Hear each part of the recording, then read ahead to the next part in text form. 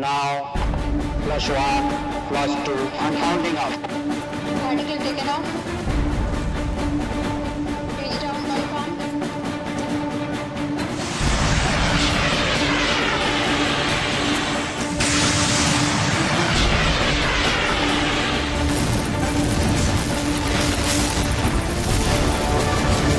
चाणक्य नीति कहती है, राष्ट्रहित सर्वोपरि।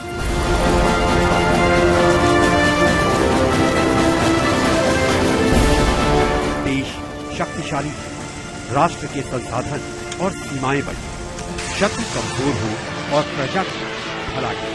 चाणक्य की किसी नीति एक शब्द में परिभाषित करें तो वो है आत्मनिर्भरता। आत्मनिर्भर भारत।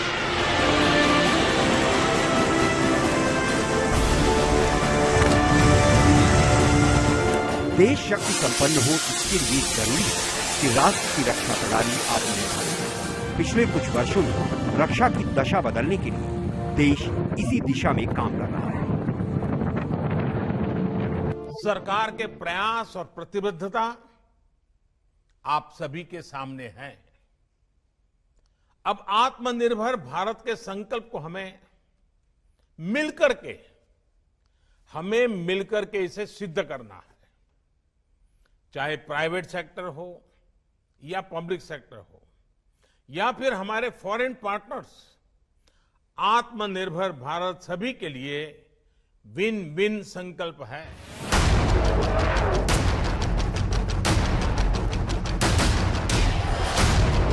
रक्षा के क्षेत्र में देश को आत्मनिर्भर बनाने के लिए सर्वाधिक जरूरी है विज्ञान और प्रौद्योगिकी। पिछले कुछ वर्षों में देश के वैज्ञानिकों ने सिद्ध किया कि विज्ञान के क्षेत्र में भले ही हम सबसे आगे ना हो, लेकिन किसी से कम भी नहीं। आधुनिक उपकरणों में आत्मनिर्भरता के लिए टेक्नोलॉजी अपग्रेडेशन जरूरी है। जो उपकरण आज बन रहे हैं उनका नेक्स्ट जनरेशन तैयार करने पर काम करना भी आवश्यक है। इंफ्रास्ट्रक्चर की बात है, जो डिफेंस कॉरिडोर पर तेजी से काम चल रहा है, उत्तर प्रदेश और तमिलनाडु सरकारों के साथ मिलकर state of the art infrastructure तैयार किया जा रहा है। इसके लिए आने वाले 5 सालों में 20,000 करोड़ रुपए के निवेश का लक्ष्य रखा गया है। बलस्य मूलम विज्ञान, शक्ति का स्रोत विज्ञान है, जो शांति और युद्ध काल में राष्ट्र को संचालित करता है और सैन्य शक्ति को आत्मनिर्भर बनाने के संकल्प में सबसे बड़ा भागीदार है रक्षा अनुसंधान एवं विकास संगठन, जिसे अंग्रेजी में defence research and development organisation या DRDO के नाम से जाना जाता है। DRDO का ही आदर्श वाक्य है बलस्य मूलम विज्ञान। DRDO ने विज्ञान और प्रौद्योगिकी के मामले में राष्ट्र को मजबूत और आत्मनिर्भर बनाने का दृढ़ संकल्प किया।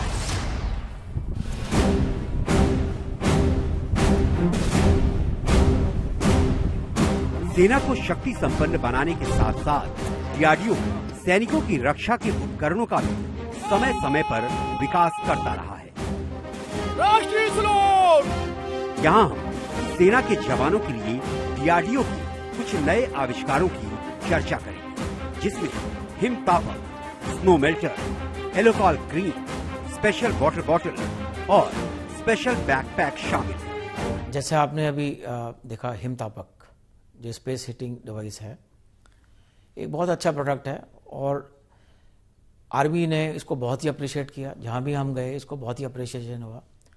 CRPF, ITBP, BSF, इन सभी फोर्सेस ने इसको बहुत ही पसंद किया है और इसका भी इंडक्शन भी हो गया है। लगभग 400 करोड़ का हमारे पास इसका ऑर्डर है और इसको हमने 9 इंडस्ट्रीज़ को भी ट्रांसफ़र किया है और अभी काफ़ी इंडस्ट्री हमारे पास अप्रोच कर रही हैं उनको इसकी टेक्नोलॉजी ट्रांसफ़र करने के लिए। तो we are willing to transfer the technology to many industries.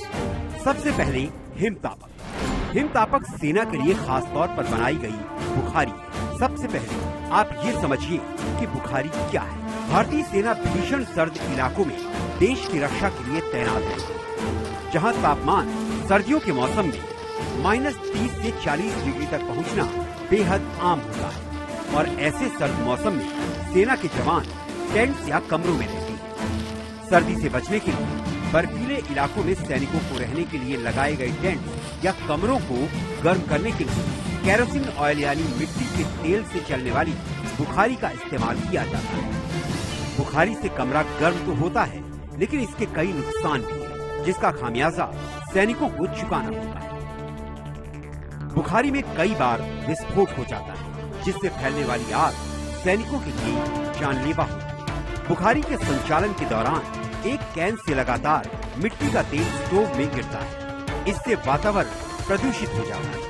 उससे उत्पन्न होने वाले धुएं से सैनिकों को बहुत अधिक परेशानी होती है। इससे पूरा टेंट या कमरा गर्म नहीं होता, केवल बुखारी के आसपास तापमान में कमी आई है।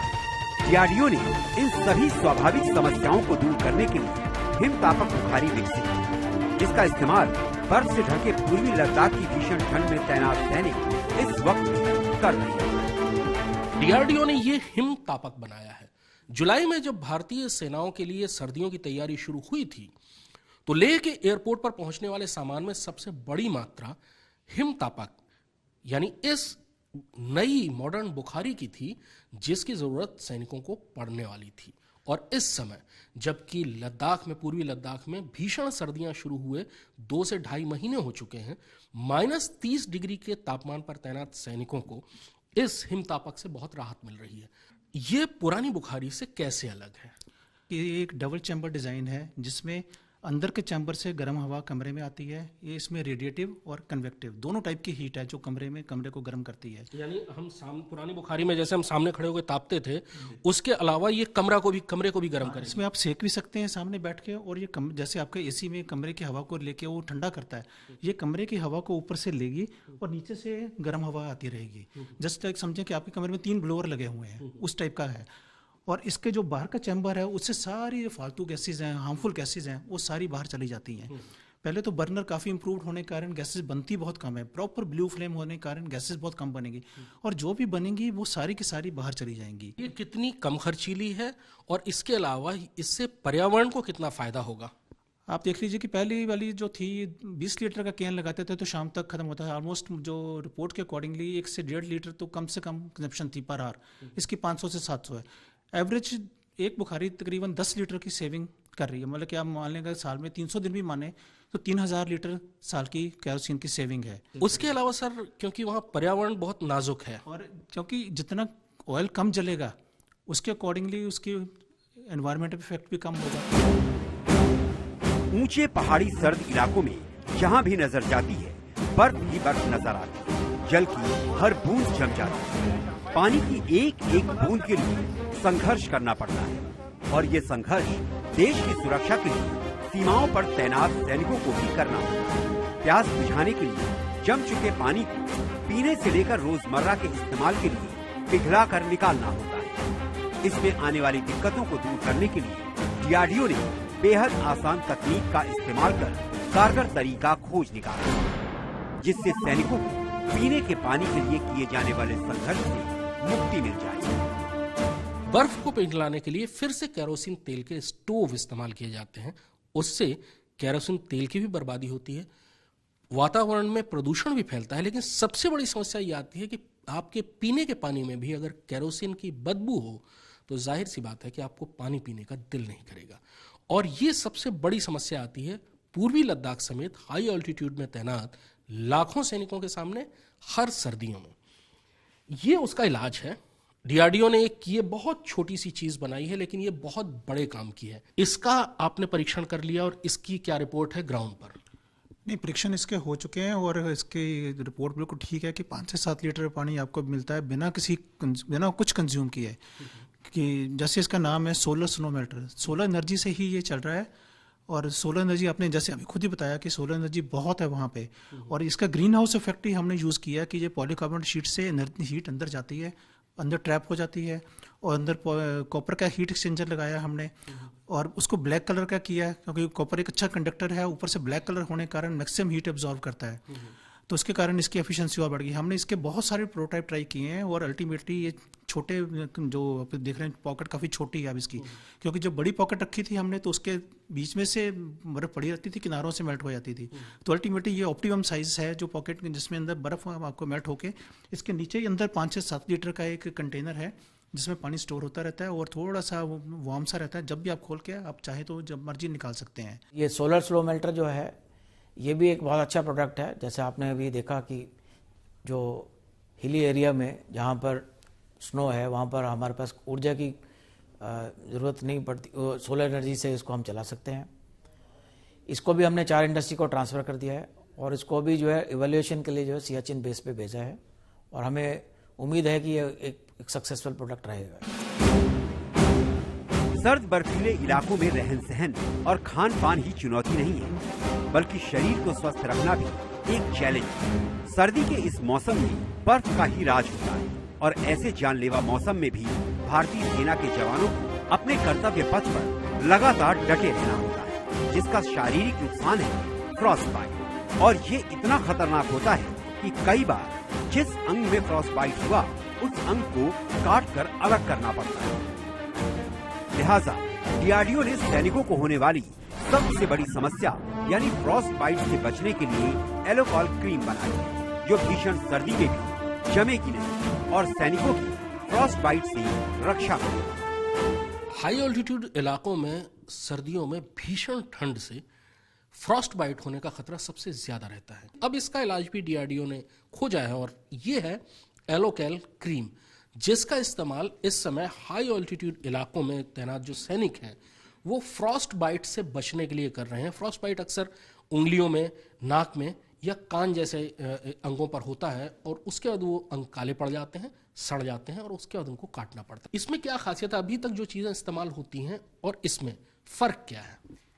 ये जो एलोकल क्रीम हमारा ऑर्गेनाइजेशन ने डेवलप किया है, इसका सबसे बड़ा खासियत है जो ये क्रीम लगाने के बाद एक्सपोज एरिया में, हाथों पाँव में, उस जगह में ब्लड वेसल्स जो है, जो खून जो बंद हो जाता है वो बंद नहीं होता है, अगेन सर्कुलेशन स्टार्ट हो जाता है। प्लस ये लगाने के बाद उस जगह में काफ़ी हीट जनरेट होता है। प्लस ये क्रीम का अंदर सबसे बड़ा अच्छा खासियत है, इवन -30-35 तो टेम्परेचर में भी ये फ्रीज नहीं होता है। इन पहाड़ी इलाकों को देखकर ही ये अंदाजा लगाया जा सकता है कि कहीं भी आना जाना कितना मुश्किल भरा है। लेकिन हिंद के वीर न रुकते हैं और न थकते हैं। सैनिकों को ऑपरेशन पर जाते समय अपना जरूरी सामान अपने कंधे पर उठाकर लंबा रास्ता तय करना होता है। डीआरडीओ ने देश के सैनिकों को इस भारी बोझ से भी छुटकारा दिलाने का उपाय खोज लिया है। डीआरडीओ ने एक स्पेशल बैकपैक का निर्माण किया है। सेना के जवानों के लिए ऐसे इलाकों में जल की आपूर्ति बेहद मुश्किल होती है। इसके लिए भी डीआरडीओ ने रास्ता निकाल दिया है। डीआरडीओ ने एक स्पेशल वाटर बॉटल का निर्माण किया है जो अनब्रेकेबल है, यानी टूट नहीं सकती। इसे एक जगह से दूसरी जगह ले जाना बेहद आसान होता है। वो वाटर बॉटल फिल्टर से युक्त होता है। इस वाटर बॉटल का 2 तरह से इस्तेमाल किया जा सकता है। अपनी सुविधा के मुताबिक इसे गर्म पानी के लिए और आइस पैक की तरह इस्तेमाल किया जा सकता है। हिमालय के इलाकों में सर्दी बहुत ज्यादा और ऑक्सीजन बहुत कम होती है। हिंदुस्तान के वीरों को दुश्मन से संघर्ष करने के साथ साथ एक एक सांस के लिए जूझना पड़ता है। ऐसे इलाकों में धूप देखने के लिए होती है। सर्दी के मौसम में जब तापमान 0 से 25 से 30 डिग्री नीचे चला जाता है तो धूप की गर्मी भी सर्द महसूस होती है। खास तौर पर बीमार होने पर सैनिकों का ऐसे वातावरण में रहना जानलेवा होता है। डीआरडीओ ने इस समस्या को हल करने के लिए एक तकनीक विकसित की है, जिसका इस्तेमाल भारत के सैनिक आज भी कर रहे हैं। ये डीआरडीओ का बनाया हुआ नए जमाने का एक बैकपैक है।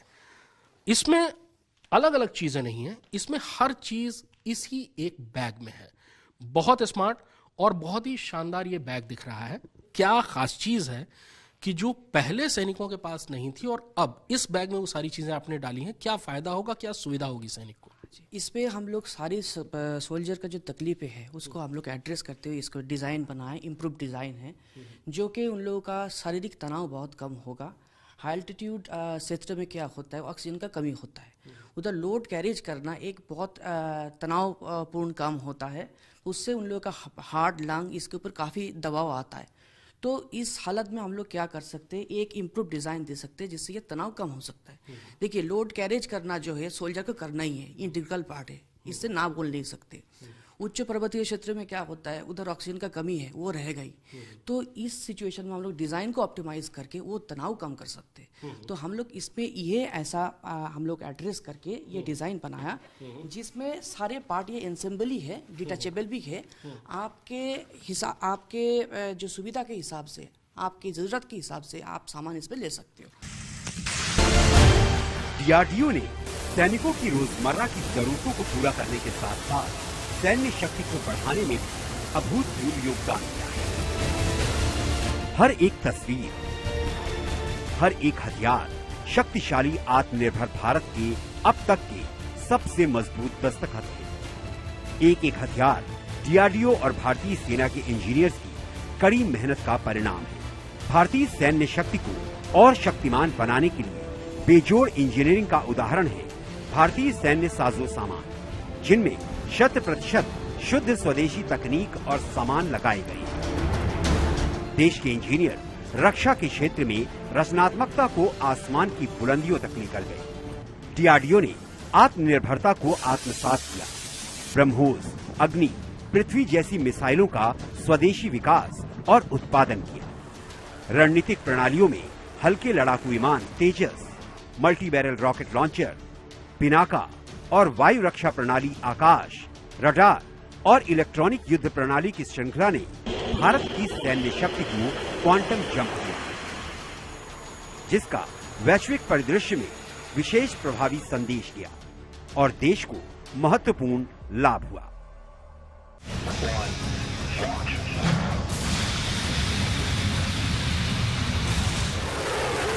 इस कड़ी में डीआरडीओ द्वारा विकसित कुछ विशेष मिसाइलों के बारे में आपको जानकारी दी।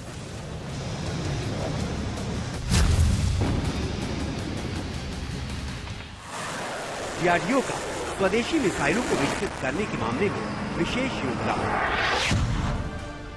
रुद्रम डीआरडीओ द्वारा विकसित एक ऐसी ही मिसाइल है। एयरफोर्स के लिए बनाई गई रुद्रम एंटी रेडिएशन मिसाइल है, जो पलक झपकते ही दुश्मन के ठिकानों को तबाह कर सकती है। भारतीय सेना की नई ताकत रुद्रम की रेंज अलग अलग हालात में बदल सकती है। ये मिसाइल दुश्मन के हवाई ठिकानों को ध्वस्त करने में सक्षम है। Rudram surveillance radar tracking system को टारगेट कर सकती है। बेड़े में शामिल होने के बाद वायुसेना के पास अपनी तरह की ये पहली मिसाइल है। नई पीढ़ी की एंटी रेडिएशन मिसाइल की रेंज 100 से 150 किलोमीटर के बीच है। डीआरडीओ द्वारा विकसित पहली जमीन से हवा में मार करने वाली मिसाइल है रुद्रम। 3, 2, 1, now.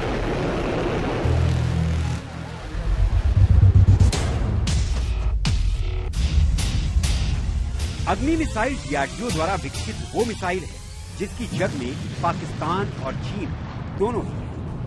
भारत के पास 5000 किलोमीटर तक मार करने वाली स्वदेशी अग्नि 5 मिसाइल है। अग्नि 5 को अगर भारत से फायर किया गया तो चीन का बीजिंग तबाह हो सकता है। न सिर्फ बीजिंग बल्कि चीन का ज्यादातर हिस्सा अग्नि की अग्निवर्षा के रेंज में है। आपको ये जरूर जानना चाहिए कि अग्नि की अलग अलग मिसाइलों की रेंज क्या है। भारत अग्नि 1, अग्नि 2, अग्नि 3 और अग्नि 4 का भी सफल परीक्षण कर चुका है। अग्नि 1 की मारक क्षमता 700 किलोमीटर है। अग्नि 2 की मारक क्षमता 2000 किलोमीटर है। अग्नि 3 की मारक क्षमता 2500 किलोमीटर है। अग्नि 4 की मारक क्षमता 3500 किलोमीटर है, जबकि अग्नि 5 की मारक क्षमता 5000 किलोमीटर है। तो हम जो है अपनी जो मिसाइल्स हैं उनको काफ़ी दूर फेंक पाएंगे और साथ साथ उनमें जो लोड है उसको बढ़ा पाएंगे। तो ये उस दिशा में एक बड़ा अच्छा कदम है, क्योंकि अभी तक हम इंटरकॉन्टिनेंटल में इतनी दूर तक मार नहीं कर पाए हैं, जिससे कि हम वाकई में एक विश्व शक्ति के रूप में उभर के सामने आए। अग्नि 5 मिसाइल मॉडर्न और कंप्यूटर टेक्नोलॉजी से लैस है। जमीन से जमीन पर वार करने में अग्नि 5 मिसाइल का किसी से कोई मुकाबला हो ही नहीं सकता। अग्नि 5 5000 किलोमीटर दूर मौजूद दुश्मन को भी 19 मिनट के अंदर तबाह और बर्बाद कर सकती है। सबसे बड़ी विशेषता है उसकी दूरी और लोड ले जाने की क्षमता। जब तक कि ये पृथ्वी से शुरू है, अब पृथ्वी के बाद में अग्नि 1, 2, 3, 4, 5, तो ये अपनी दिशा में सबसे आगे होगा, सबसे दूर तक मार करेगा।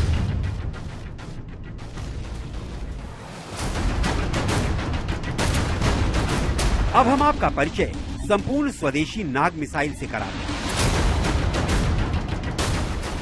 ये भारतीय सेना की वो स्वदेशी नाग एंटी टैंक मिसाइल है जो पाकिस्तान और चीन के टैंकों के लिए किसी काल से कम नहीं है। फायर कीजिए और भूल जाइए, टारगेट का सर्वनाश तय है। डीआरडीओ ने पोखरण फील्ड फायरिंग रेंज में जब इसका सफल परीक्षण किया था, तब नाग मिसाइल ने लक्ष्य पर अचूक निशाना लगाया था।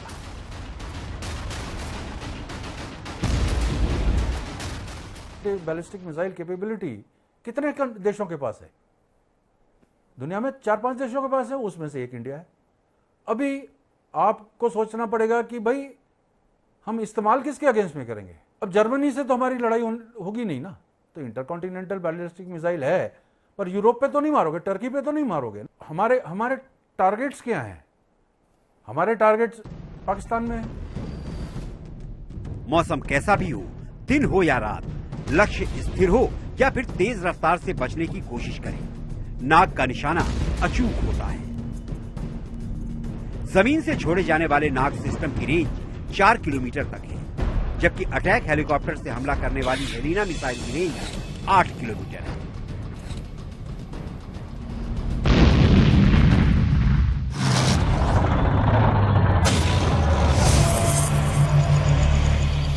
डीआरडीओ के कई कमाल है, जिसमें एक है advance towed artillery gun system यानी ATAGS।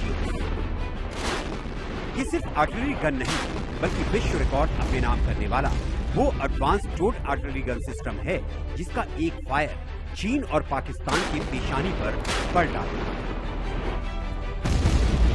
डिफेंस के रिसर्च और डेवलपमेंट विभाग का कहना है कि सारे टेस्ट कामयाब हो गए और 1-2 ट्रायल के बाद इसे सशस्त्र बलों में शामिल किया जाए। खासियत, it's a real war winner, a game changer. इसका range 48 kilometre, state of the art, absolute state of the art with most advance control and communication system. इस तरह की गन जब हिंदुस्तान की फौज में आएगी, इसका मिनिमाइजेशन प्लान जो हिंदुस्तान की फौज का है वो पूरा हो जाएगा। एक गन जो है तकरीबन आज की तारीख में 37 करोड़ की एक गन है। आप समझ सकते हैं अगर जब हिंदुस्तान में बनेगा कितना फॉरेन एक्सचेंज जो बचेगा।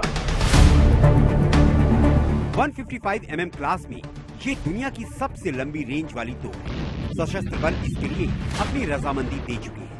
ATAGS रक्षा क्षेत्र में भारत की आत्मनिर्भरता का सबूत बन गई है।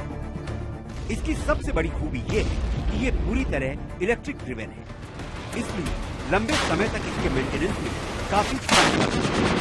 ATAGS में 6 राउंड ऑटोमेटिक मैगजीन जो 30 सेकंड में फायर करते हैं। डीआरडीओ के ऐसे ही हथियारों के दम पर भारत रक्षा के क्षेत्र में आत्मनिर्भर बन चुका है।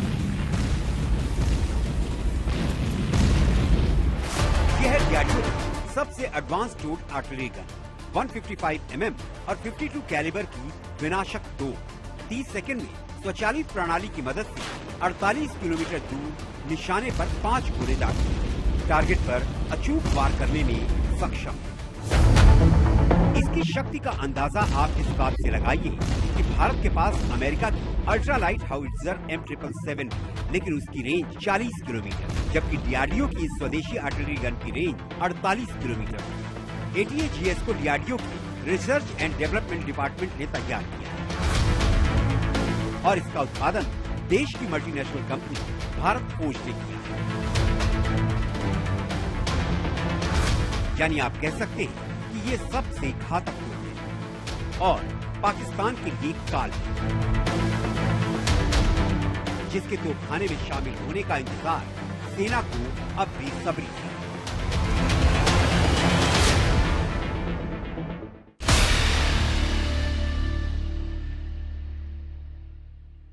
Presenting B News app, available on Google Play and App Store. Download it now.